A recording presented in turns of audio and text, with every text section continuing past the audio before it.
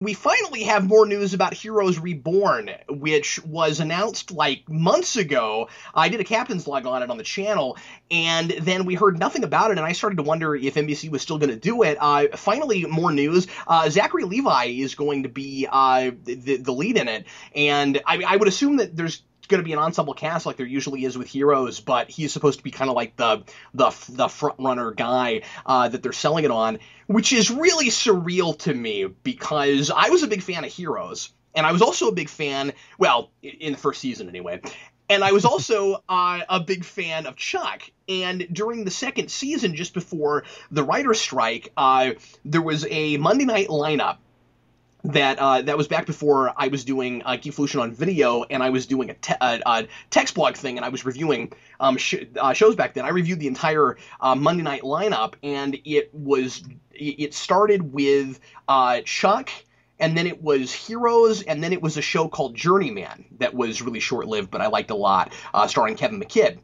And now we're going to have Heroes with Zachary Levi, and that's just like really weird in my brain. It's just basically trying to combine the first bit of that lineup. That's all. Yeah, they're just making your job easy.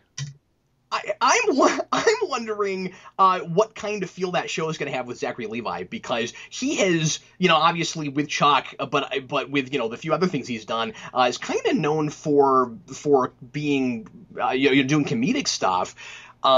He's often kind of the straight man, but like a little bit bumbling and that kind of thing. And I'm wondering how they're going to use him in that show and how well that's going to fit. Well, I mean, honestly, I think that they're looking to him in the same way that they were looking at Chris Pratt in Guardians of the Galaxy. I mean, you wouldn't think that Chris Pratt would get shredded and then be Star-Lord in, as good as he was, with those sort of mannerisms based on his character in like Parks and Rec. You know what I mean? That's an excellent point you're making. And of course, Chris Pratt, I didn't know from Adam before Lego Movie. And now he's huge, and he's going to be in the next Jurassic Park movie. Jurassic Park, yep. And he's the reason I'm excited for that movie, because he did such a good job in Guardians, and of course he was just hilarious in Parks and Rec as well. So I mean, we've talked a little bit about Jurassic World on the radio show. I apparently am the most excited person about that movie on the planet, because everybody I talk to is like, I don't know if we need that. And I've been stoked about the concept since I first heard about it. I'm like, come on, even if the story's not great, just getting to finally see Jurassic Park realized as a full functioning working park is a big deal to me. Absolutely. I mean, okay, now I'm probably the one person in the world that actually liked The Lost World. I like things about that movie. Okay, you see what I mean? You're excited for Jurassic World, and you don't even like The Lost World that much. You like bits about it. That's what you have to say. I actually like that movie. I think it's, of course, then again, the Lost World, the one from back in the 20s, right? That all the elements that it borrowed from that, basically the second half of the Lost World that we got, with Jeff Goldblum, the dinosaur running through downtown and stuff like that. All that was from the same, the movie, the same name back in the 20s. It's just they borrowed it and threw it in the Jurassic Park world. Yeah, and I think a lot of people didn't realize that and had never heard of The Lost World. And Yeah, I remember when I was a kid. When I was a kid and that came out, I knew what The Lost World was even then, and I was like, oh, that's weird. I wonder if they're just using that title. And no, you're right. They did borrow a lot of stuff from it. Yeah. But anyway, so I'm glad that Heroes Reborn is still happening. I think it's weird that we hadn't really heard much about it until just now. But I like Zachary Levi a lot and have kind of missed him, and so that's cool. I just wanted to bring that up real quick. Yeah, absolutely. The next thing, speaking of shows that are returning, because nothing stays dead anymore, Fox is talking about bringing back 24 without Kiefer Sutherland. And they're also talking about bringing back the X-Files, but with the original actors and not as a straight-on reboot, which is kind of what I thought they would do with it. I figured they would do like a new X-Files and start over, but no, they want to bring. No, they're bringing back Chris Carter as well. Chris Carter's attached, from what I saw, and so you've got the creator and you've got the two main stars. They're going to have a rough time trying to get writers back because Vince Gilligan and all those guys have moved on to better things, but we'll see. I mean, it could be really good. Like I said, they've got hopefully it won't suck like the movies. At least I didn't like the first movie. I didn't even watch the second one, but I did not like the first one at all. Okay, well, I disagree with you on that. When you watch that movie in the sequence with the show, it's really relevant, and I think it's quite good, actually. Yeah, I was watching reruns of the show at the time. I wasn't following the show as it was coming out, so that's probably where I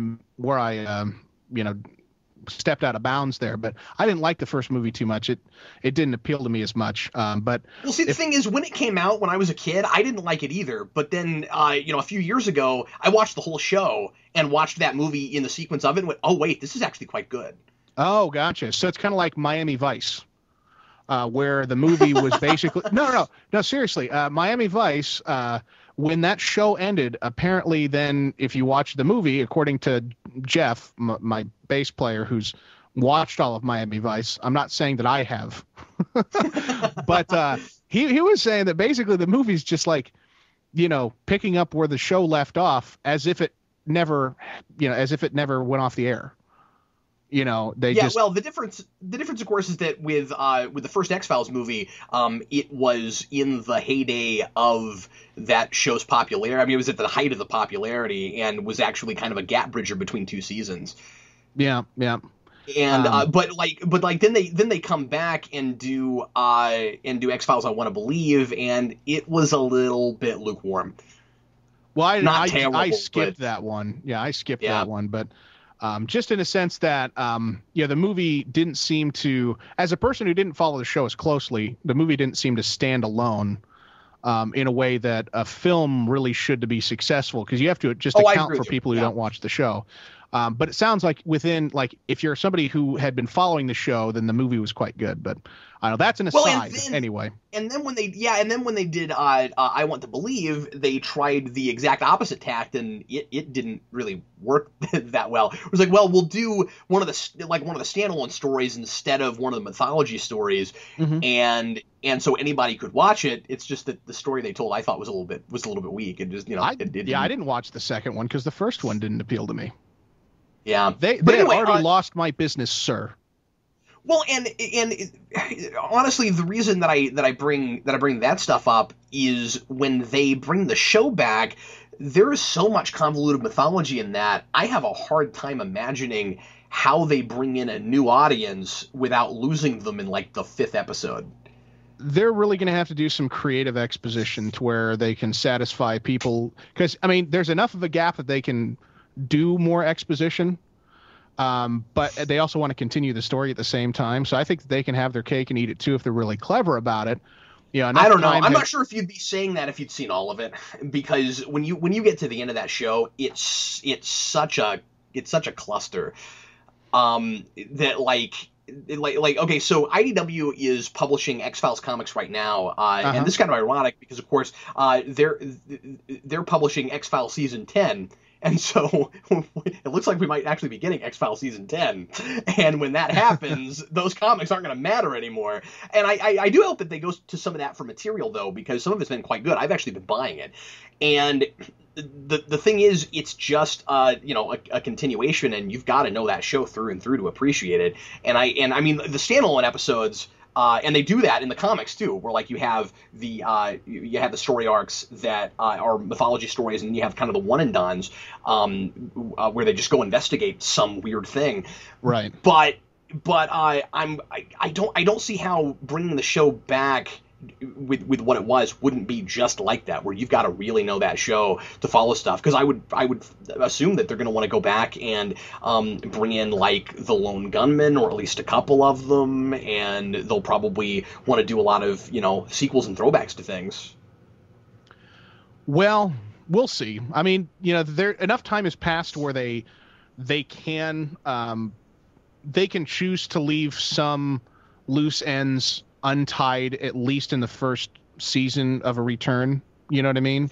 But that's what that show was entirely loose. Well, I'm trying to be optimistic, man. Oh no! I know. I'm just saying that. Like, what's frustrating about it is that show was all about constantly keep you guessing and never give you enough answers. And to bring it back, and then continue on with that. I'm not, it's unusual for me to say this. I'm not sure that this wouldn't have been a thing that might have been better rebooted. Yeah, I mean, it depends on how much of a cluster it really is. Yeah. You know, I mean, I guess, like I said, I haven't watched through the entire show. I've watched through enough of it to know its core concepts and I'm not sure I want to see more of that of a lot of that mythology compounded is all I'm saying. But then like I said, I'm reading the comics. But that's part of the thing with the comics is that I'm like, oh, I haven't watched this show in a long time and I don't remember half of what you're talking about. Yeah. Well, you know, like I said, they'll have to be clever about it if they want to get an audience, because enough time has passed where they're going to have to be able to afford themselves some stripping away of those loose ends, at least for the time being. You know, otherwise people won't catch on again. You know, not enough people are hardcore fans of the show to be able to make it economically viable for them to not reboot it right now if they're going to just, you know, keep on as if it never went off the air. Yeah, but then you look at things like Dallas, and that somehow worked. Well, did they bring Dallas back though? Yeah, that's what I'm saying. When Dallas is in like its third or fourth season of being brought back, and it's just a continuation of what the show was before. I wasn't aware. Yeah, they just jumped forward 20 years and kept going, but it's the same show. It's really interesting. I haven't watched that one. Yeah, I guess I'm ignorant. I think Chris Carter. Well, I haven't watched it either. I'm not a Dallas fan. I just know about that. But Chris Carter, I think is an idea guy and has a lot of really great ideas. But I tell you what, there's a part of me that wishes, and I mean, I'm going to watch the show and I'm excited about it. But there's a part of me that almost wishes that Better Call Saul wasn't happening just so that Vince Gilligan could show run X-Files. Well, honestly, between the two shows, I'd much rather Vince Gilligan stay in the Breaking Bad universe. But that's just me. No, I know, but I'm just saying, had that show not happened, because a prequel seemed like such a weird idea in the first place. No, I understand. Yeah, it's, now that we're seeing material, he's the man for the job. You know, if the job, if he were able to fill that role, then that would be great. But he's got his hands full right now, and I'm stoked for what he has his hands full with. So. Oh, I am too. And Vince and I have talked about that here on the program. It looks great. And it looks fun and exciting and ridiculous. Yeah.